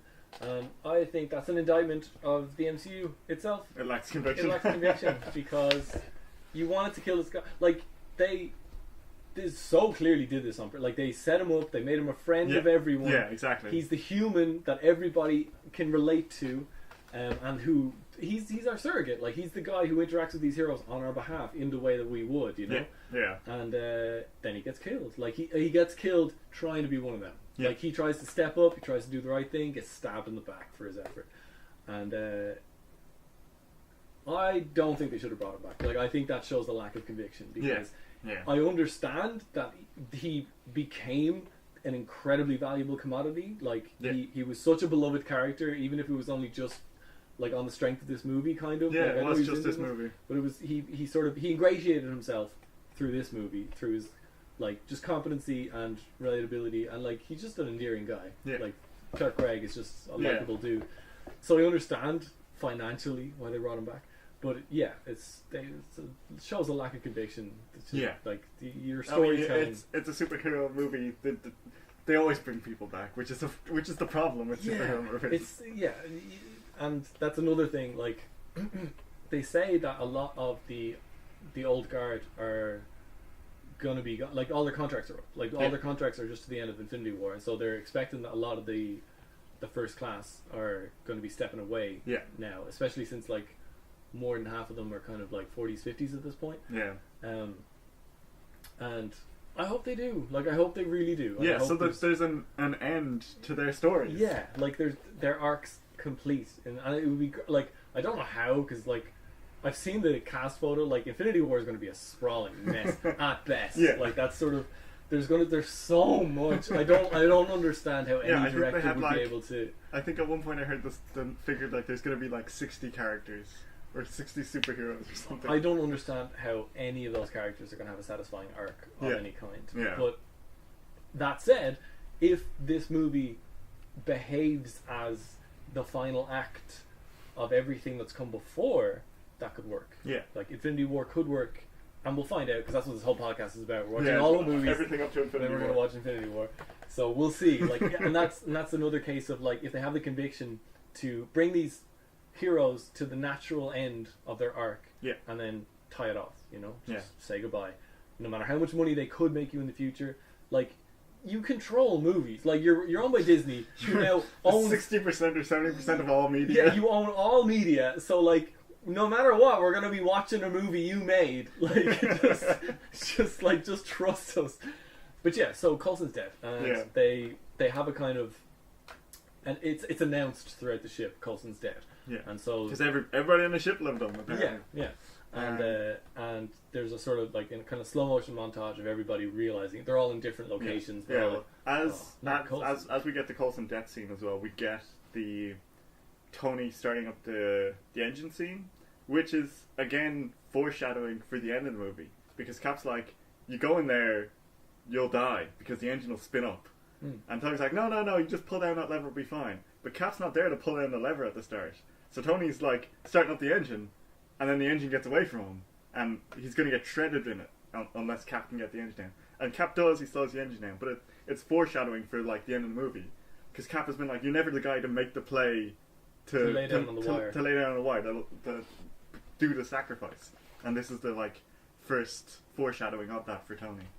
Yeah, I suppose so. Yeah, I kind of see it like I'm not even going to say it's in the subtext. It's just purely in my own headcanon. But that Tony. Like Coulson grew up hearing about Captain America. Like Captain America is the guy, and not only that, for Tony it's a much more personal thing because Captain America is the man created by his father in part, and who was a contemporary of his father and a friend of his father. Like you know, and his father started Shield with Captain America's ex-girlfriend, right? And like never was girlfriend. Yeah, but they. It's just like this huge feature in the life of a boy who already had huge father issues, right? Yeah. And he would have, I imagine, he would have grown up feeling kind of inferior to Captain America. Right? And then be faced with a Captain America who is his contemporary, who is still the same fucking age. Exactly. Like 90 years old, but like probably even, like, well actually Chris Evans is younger than than Robert Downey Jr. So he's younger. Like it's been like, I don't know, a month or so in Cap, for Cap, since he went on that mission with Howard Stark. Yeah, that's a good point as well. Like he literally flew a plane into an ice pack a month ago from his perspective, and now he's fighting aliens in New York City. Jesus, let's not digress on that because Jesus, there's so much to unpack there as well psychologically. But yeah, so Tony, I think Tony I still think it's in this instance. I still think it's selfish. He wants to. He wants to sacrifice on purpose as a demonstration. Yeah, to show Cap. I can do this. I can do this thing you said I couldn't do. Yeah, I can risk myself, even though he knows he's never really risking himself when he's in the suit. Yeah. Because he can always just blow the fucking engine up if he needs to escape. Yeah. But yeah, and I think, like you said, this is kind of the seed of what will come later, which is that he might actually have to risk his life. Yeah. Like I think. Tony's never. He has some moments in the first and second movies where he kind of like he gets close to almost getting killed, but he's never more than 10 seconds away from a sardonic quip. You know, like he's always on the ball. The end of this movie, look, when he's flying into the gaping space maw with a nuclear bomb on his back, and he's trying to call Pepper. Yeah, all he's trying to do is call Pepper. And he's like when you see the shot of Downey Jr. in the helmet. And he's like trying to play it off, but you can see like, oh god, I wish he'd answered. Like, this movie is the beginning of the friendship between Captain America and Iron Man, and the beginning of Captain America imparting some of his outlook on Tony, which ironically boomerangs back at Captain America because Tony sort of takes too much of it on board and starts to in his usual Tony way he goes too far. Yeah, he goes too far. He goes overboard. But anyway, we've skipped over the scene where Nick Fury gets them together and does his unbelievably manipulative knife twisting speech about with the baseball card prop and everything. Yeah, and it's just Cap and Tony in the room and Maria Hill, and that like he's giving the speech to them too. Yeah, and like. Remembering this film, I felt there was more of them in the room when that happened. Watching this, I'm like, wait, whoa, it's just them two. It's just Cap and Tony. I think Nick Fury, having sort of experienced the team so far, Yeah, realizes these are the linchpins. yeah, like one of these, or either these are both the de facto leaders, or one of these guys is going to be the leader of the Avengers. Yeah. And ultimately, the Avengers becomes an organization funded by Tony and run by Cap. Like, Yeah. so it makes sense. But anyway, it doesn't work, and it's another example of Nick Fury being a bastard and people being like, you know what, fuck that guy. Like, because he literally says we need heroes, and Tony Stark gets up and leaves the room, and then later, Cap and Tony have a conversation in the room where Coulson died. Yeah. With his blood stain still on the Still wall. on the wall. And Cap says something like, "You never lost a soldier before." So we are not soldiers. Yeah, we're not soldiers. And it's Tony kind of finally, he threw himself in. Like when danger was apparent, he threw himself in. He did what needed to be done. Yeah. But now that I don't think he's ever had to stick around for the mop up before. Like Yeah. And now he comes in, saves the day, and leaves. yeah, exactly. And in fact, that's how he's been in this movie so far. He did well. Nobody asked him to come. He just showed up in Stuttgart. Yeah. It's like, here, I'll help. Yeah. Now he's actually having to deal with war. Like he's having to deal with consequences and a situation that isn't just I come in, I blow somebody up, and it's over. No, this is ongoing. Yeah. There's like a clear and present danger, and it's continuing. Yeah, and here as well we get the, like you said, we get the sort of Cap and Steve coming together. They're like, we have to do something, not for Fury, because we both don't like Fury, Yeah, but fuck we him. still have to do something. Because we're the ones who can. Yeah, we're the only people who can. And then them bouncing off each other, they figure out what Loki's going to do. Yeah, they figure out that... He's a grandstander. He wants an audience. He wants a monument built in the sky with his name plastered on the front. Wait a minute. We've been fighting Tony this whole time. Yeah, and so then we get the Cap goes to Black Widow to pick her up for the mission, and realizes that Hawkeye's there. Yeah, because they've had a fight and Widow slammed his head against the pole, and that broke the mind control. Cognitive readjustment. Or Yeah, something yeah. The engineering tap to the head. And yeah, he says something like, "You got a suit?" Then suit up. Yeah, but they also have like Widow and Hawkeye have that like conversation, which is she's like, Loki actually got to me in that interrogation. Like I was in control, but he still, like, his barbs did get to me. Like they got to everyone on the ship. And I got this red in my ledger, and we got to wipe it out. And they also that's the moment where they kind of recognize just for each other that like this is so this far is where we get the line where magic and monsters. Yeah, nothing we were trained for. Like we are in so like way over our heads. This is ridiculous. There's literal gods walking about the ship, and like I've got little shocky fists, and you can shoot a bow good.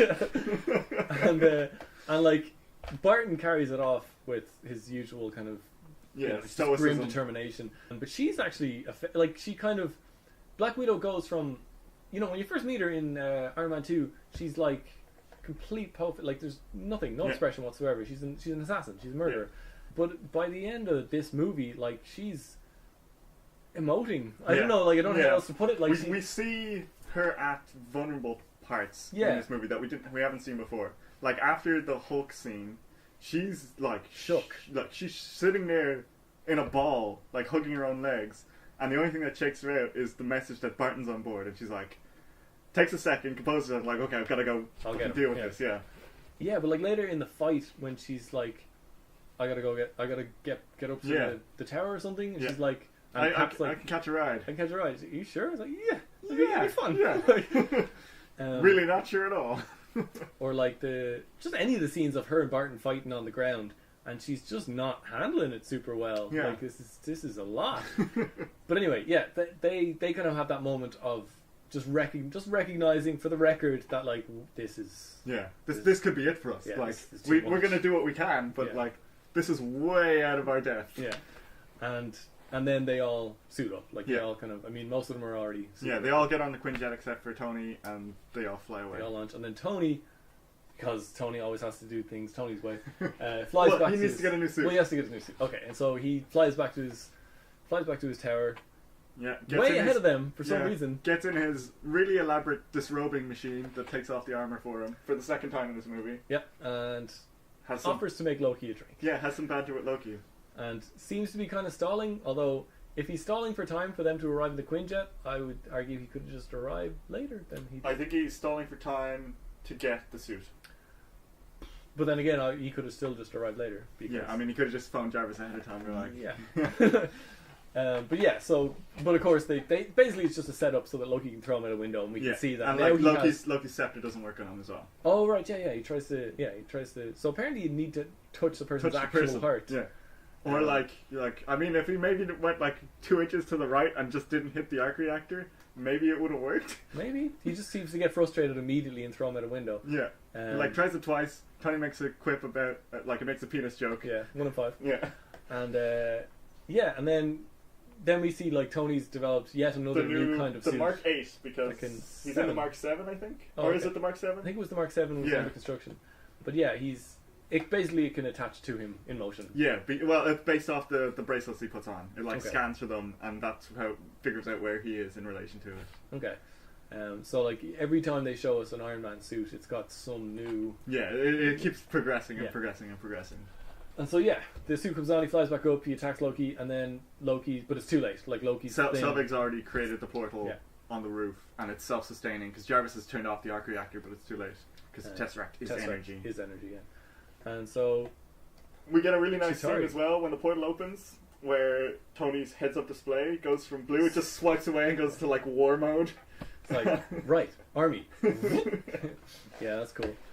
And then the start of the now generic, but at the time maybe it wasn't so generic. I can't really recall. Like end of movie action sequence where they're fighting loads of bad guys. I don't think it's generic to have an end of movie action sequence. I think, like I said, some directors don't get it. They don't understand how to showcase these beings with these different powers. Yeah. But Joss Whedon does. And one thing that shines in this movie more than any of the other movies is teamwork. Is like Iron Man just landing for a second on the road and firing a Cap shield and Cap deflecting it around and just sending a laser beam at everybody. Or like Hulk ripping bits off of the Chitauri slug flying thing, slamming it down, then Thor electrifies it and jams it in, the thing goes crashing down. Like it's full of these little moments, and that's all a fight needs to be. Like a fight doesn't need to be a knockdown, drag out, like Batman versus Superman. Just like punches in different locations. Like we understand the scale of it because it's established really well. Yeah. And then all we get are little vignettes, here's what's happening with these two people, here's what's happening with these two, here's how this person can help those two people, Yeah. And they're just all getting thrown around the city, and you don't have a sense of like progression. You don't understand like where the fighting's actually happening, but you see what your heroes are doing and you understand how they're trying to help, and you see like they make a point of putting the humans on the ground and all the other people fly up, fancy people flying around up in the sky. Yeah, I just mean it's a bit like, to me now it feels a bit played out, where it's like, oh, we have to face hundreds of nameless minions in a fight. Like I do like in say Spider-Man Homecoming, where the last fight was he just had to bring down a plane, plane, and he had to make a point of bringing it down away from people, from people, and then it was just sort of a fight between like a tired Spider-Man and a broken Vulture, who were just doing their they're both fucked, but they were trying their best to fight each other. They just literally crawled out of a plane crash. Like I understand what you mean. It's scale, especially in Age of Ultron. Like they literally just tried to one up this fight, which is not the way to go. Like, it's what was great about this fight, again, and it's the same thing as like. We're just going to keep saying it in all these podcasts, but like this fight isn't about the fight, and it isn't about the Chitauri, and it isn't about defending New York. It's about the culmination of the coming together of all of these the characters, Avengers, of the Avengers, and the fact that they, without discussing it, without having any kind of preamble or mission briefing, they all just figure out how to work together. Yeah, they're thrown into it. Yeah, they're thrown into it, and they're all seasoned fighters, and they all like very quickly figure out ways to cooperate. Know their roles and how best to help each other. Yeah, and then so that's at the start. It's more like a skirmish, right? So they're just everybody's just doing what they can. They're killing as many as they can. They're keeping the fight as contained as they can until we get to the scene where they all team up and there's this circle shot around them, and that's when until the Hulk shows up. Sorry, don't skip the Hulk. Okay, So until the Hulk shows up, so that's like they kind of. Well, that's just like that. Hulk shows up just before that. Yeah, so like basically they're all doing what they can and Tony's like flying around going, "Is the Hulk here yet? Is the Hulk here yet?" Like keep me posted. Yeah, And everyone's like, what? He's not going to show up. And then he does. He potters in on a little motorcycle. Deus Ex Machina motorcycles his way into the scene. And he's like, well, this all seems horrible. And then Iron Man, like, basically Tony has been, like, poking him this whole time. Now he's going to force his hand. So he's like, I've got one of these giant flying slugs, and I'm bringing it to him. Tell Bruce to suit up. Yeah. And Captain America's like, this would be a really good time to get angry. It's like, that's my secret, Cap. I'm always angry. Will we ever have a better line in the MCU than that? It's a tough call. Maybe. I can't think of any off the top of my head now. Oh, it's just so perfect. Especially when you consider that, like I said, I'm not really counting the Edward Norton establishment. I'm considering this the origin of Hulk. Yeah. And we don't really know much about him. We saw him lose control once. Yeah. And now this is the first time we've seen him transform in control. And it's just so perfect.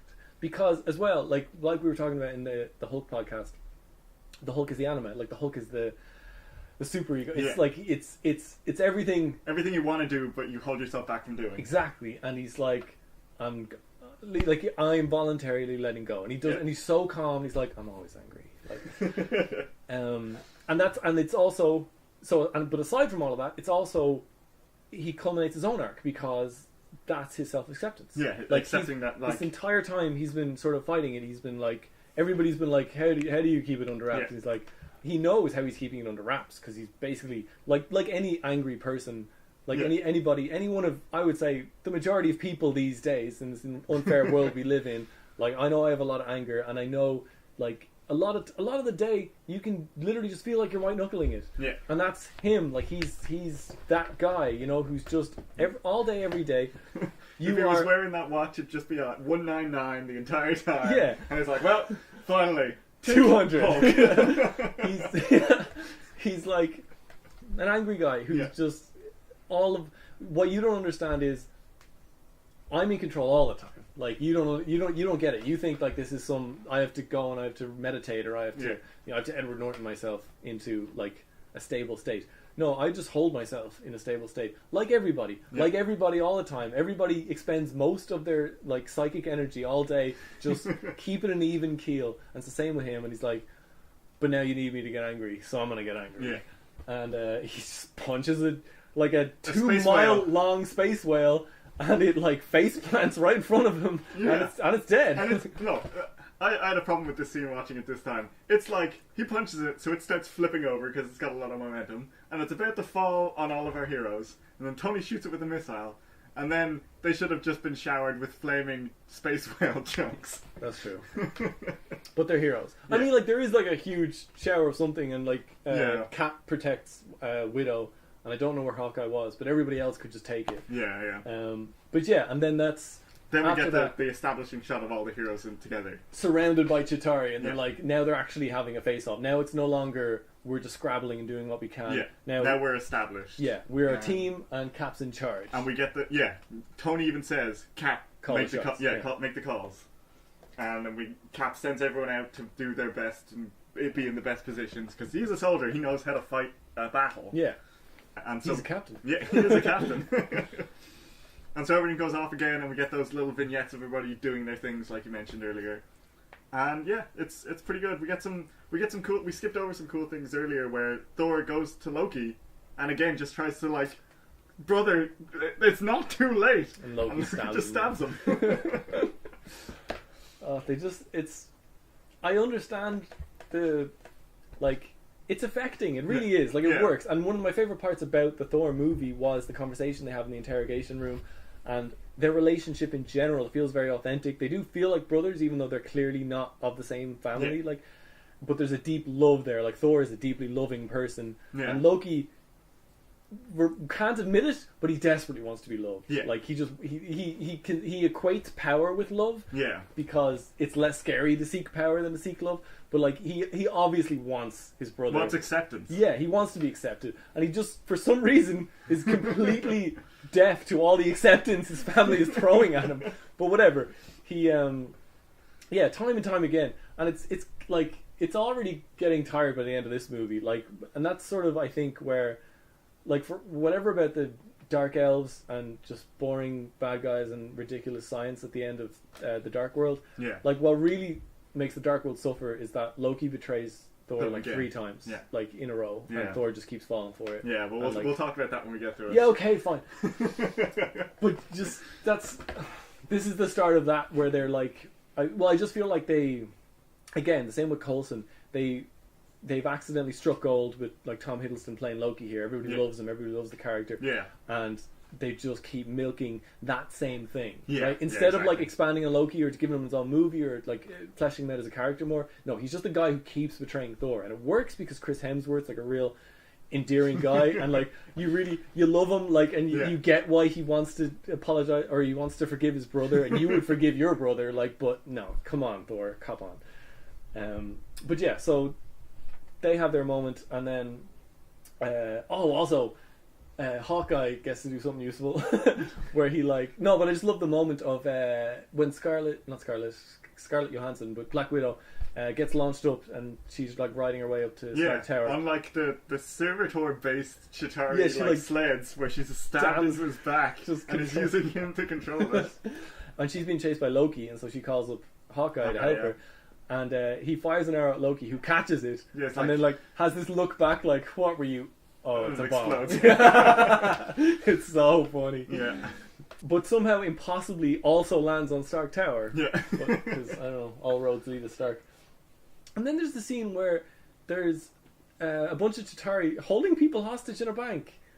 I don't know. I guess they were just like, what's the quickest way to kill all these people? We'll use this one bomb if they're all in the same place. That's the only thing I could come up with. I guess so. Like, what was the plan for this battle from the Chitauri angle? You know, was I don't know. I mean, they're mostly being controlled by a hive mind.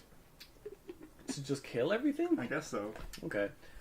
But yeah, so I don't know, lots of cool stuff. You've seen the movie, like, it's fucking cool. Yeah, it's a good action. They sequence. bring down a giant whale, and then Hulk punches Thor, and it's Yeah. hilarious. And then ultimately, the XCOM Shadow Council. the real antagonists, yeah, the XCOM Shadow Council, decide to launch a nuke at Manhattan because that's going to solve. Like, the problem is the hole in space through which armies are coming. Yeah, I guess not they're Manhattan. hoping that nuking it will close the portal. Anyway, they like Nick Fury, being a maniac, fires down, like shoots down one of his own pilots. Yeah, so the Shadow Council like directly contact the pilot Yeah, sitting in the they're like, plane. launch. Here's the Launch. codes. Go for it. Yeah. And Nick Fury, like Maria Hill. Maria Hill announces like there's unauthorized launch going on, and Nick Fury's like, I knew it, and he runs out somehow With an RPG. With an RPG, like he leaves the room without an RPG, but then he runs outside with an RPG. Yeah. So I think there must be like an emergency, in case of emergency RPG, Yeah, break between glass. between the bridge and the outside deck. But he shoots down one of the ships, but they were clever. They sent you. They finally outsmarted. They outfoxed Fury, and Yeah. they sent up another one. It fires off, and then basically Tony's the only guy who can stop it. Tony's the only guy with like the Yeah. maneuverability. And, Yeah, he's the only one who knows about it as well. At least at the everyone's start. got the earpieces, right? Yes, but he like, because everyone's like, close it, and Tony's like, no, wait, I've got a nuke coming in. Oh, you're right. Yeah. Oh, that's true. Okay, so yeah, I guess then Hill or Fury calls Stark directly. Yeah. And he's like, "There's a nuke coming in. You gotta deflect it. You gotta do something about it." Yeah. And this is where Tony gets to make like a real sacrifice. Like he's basically the obvious thing to do is to grab the nuke and send it through the hole in the sky. Yeah. And so that's what he's gonna do. And everybody, as soon as he commits to the plan, everybody's like, Tony, you know, it's a one-way trip. And Jarvis is like, do you want me to call Pepper? Like, Tony's gonna die, right? And then and Tony himself is in the suit trying to play it off, like, yeah, might as well, you know, you know, just might as call well. her, just do what you can. But she's on a plane, looking at the news, doesn't pick doesn't pick up up her phone. And, which is tragic again. classic Pepper. Yeah, he flies it through the thing, and his suit Runs as out of usual, power. conveniently runs out of power at the worst time. Yeah. Like there was never in every other movie, whenever a suit's running low on power, Jarvis is like 20%, 15%, 10%. Yeah. I mean, there is like a counter, like a readout. Okay. In like the corner of the screen, just sort of like a fuzzy readout that you can see. And there's a scene where he's fighting loads of Chitauri and he gets shot to the ground just after he flew through the whale. Yeah. And like Chitauri are everywhere, and that's when Fury calls him to let him know there's a nuke. And he's like, okay, put everything we have left into the thrusters. And then he goes out after it. Okay. So there's like the hints that he's running out of And energy. he is like using a lot of. he has those like chest mounted thrusters. When he gets the bomb, he like uses extra thrusters to push himself up, then redirect the bomb. But yeah, he flies through, tosses the nuke at the alien ship, detaches some part of his armor. Yeah, some part of his armor detaches, which gives him, I guess, enough momentum to fall backward into the hull, and yeah, he like falls back to Earth. Like, I don't know why he's dying. I guess because he was in space, but I think is there not? The suit's sealed, yeah. But I guess there's not a lot of oxygen in the suit if it doesn't have power. Okay. Yeah, so he blacks out anyway. He blacks out. Well, he's blacks out, I guess, because he's going a million G's. Yeah. And so he's falling back to Earth, and you can see Thor like spinning up the hammer. He's going to go get him, and then out of nowhere, Hulk to the rescue, catches him, slams into a building, falls onto the ground, and then just tosses him away. Yeah. But this is like, that's when you immediately realize, oh, Tony and Bruce are like best friends. Yeah. Oh my god, you know.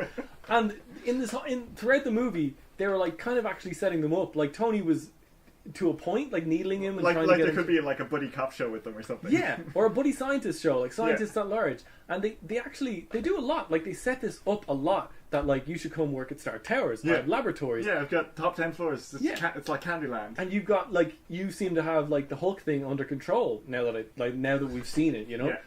They seem to kind of like foreshadow that a lot. And then in, like we said, in Iron Man 3, they're clearly close enough that they could have like a 3-hour conversation about all of Tony's like issues. Yeah. But it nothing ever came of it. Yeah, right? we never see anything. Like Age of Ultron comes around, Hulk leaves, he ends up on an alien planet, and now by the time they see each other again, it's going to be time to fight Thanos. Yeah. So like, we're never going to get that buddy scientist romp. Yeah, unless there's like a comic or something. Yeah. I want a movie. But yeah, no, I just, that's something I noticed. I always felt like that was a wasted opportunity putting those two guys together. Yeah. But yeah, so they blow up the thing and all of the Chitauri turn off because it's just easier that way, I guess. Yeah, that's another trope. Not like it would have been interesting to still have Chitauri to deal with. And maybe, I don't know, who could defend New York from a bunch of leftover aliens? Is there anybody around who could defend us? Everybody. Specifically New York, defend us from, you know, are there any defenders in New York in particular? Anybody whose job is to protect New York? Any defenders? I don't know. I'm not saying that show needed better villains, but yeah. So they all turn off. They win. At this point, Loki will take that drink now. Hulk has smashed Loki like a plaything, and Loki's just been lying on the ground for like 20 minutes going, "Oh God, I'm dying." And shawarma. Like, they go get shawarma. They like, they pretty much like Loki gets sent back, and then there's a what's the mid-credit scene again? The mid-credit scene is, I can't remember actually. Huh. So the mid-credit scene is Thanos. This is the first time we ever see Thanos. Yeah. We get what's the name of his like attendant?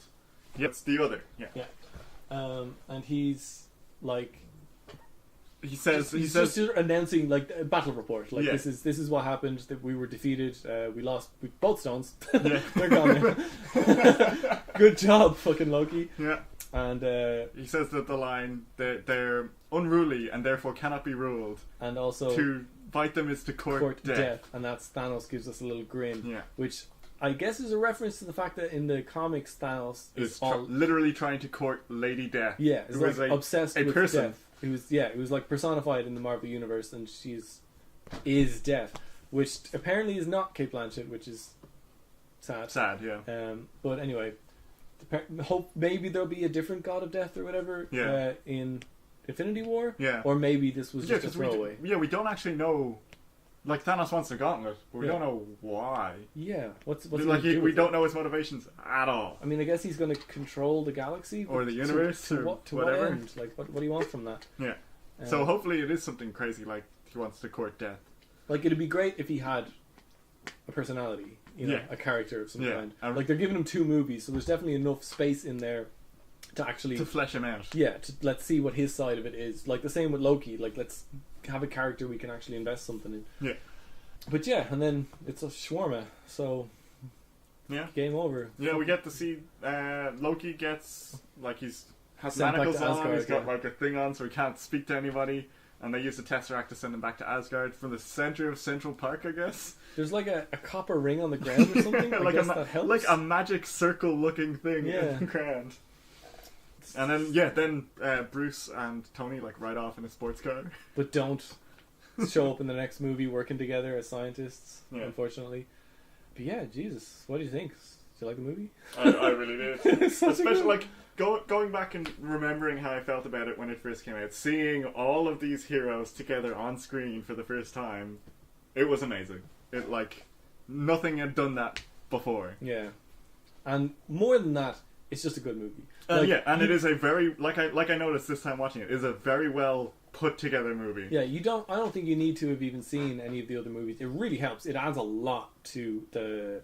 But you don't need it. Yeah, because the movie is so good. Yeah, like you understand all these characters, you understand what their powers are, what their motivations are, and it's just a great story. Like it's just a good story. And it's insane that like there are so many characters. Well, not like compared to now, there wasn't so many, but there's so many characters in this film that all have their own like slices of this is what they are, this is what's going on. Yeah. And then they all have their own arcs as well that go through it. And they all like they come together in this movie, but then they tangent off again. Yeah, after it. They're even like the Shadowcans. Where are the Avengers now? I don't know. Yeah. To Fury. They're on leave. Yeah, I'm not keeping track of them right now. But yeah, so thoughts. Do you have any thoughts left over? I have one. When Thor falls from the helicarrier, well, no, gets launched out of it in that ceiling or that glass box. Yeah. He tries to pick the hammer up. Doesn't he have trouble picking the hammer up? He was going to call it like bring it up to his hand, but then he didn't. Okay. He was like, no, and then I don't know what else happened between then. Then there was the speech. Well, nothing happened because then afterwards, like I'm guessing there's a missing scene there, but like it seemed to me like he tried to. I thought anyway he tried to pick it up, and it didn't work, and then something happened that we didn't see. Yeah. And then he picks it up and his armor comes back. Yeah, I think in the film what happens is there's the galvanizing knife twisting speech by Fury about Coulson's death, and then instead of calling the hammer to him, he physically picks it up. Okay. Alright, well, that makes sense. I also think that you have a condition extra. The security guard for oh my Hulk. God, they got to get him back. He's got to be like the other Stan Lee. Like, it's just like it's not the first time. Yeah. No. Then you have a condition, big, son. Green and nude. Like he's buck ass nude. He's not like. It's not the first time they've done like just a random thing with an extra, and it's not the last time. But like, I need that guy again. Like if they ever fight in New York again, he's got to turn up somehow. Yeah. Do the Chitauri live in space? Yes, I guess so. It looked like kind of they did. Because they seem to be able to be in space. Especially at least they marshalled in space. Yeah. Like they marshalled their army there. And they're not wearing armor like Iron Man. No, they've got face masks, but that's it. And there's like their skin is exposed. And only the guys riding the... Oh, no, sorry. No, they all have face masks. That's true. But they don't seem to have oxygen tanks or anything. So yeah. But I mean, neither does like Peter Quill in Guardians of the Galaxy. He just has a face mask. Oh, that's and true. he goes into space. Oh, yeah.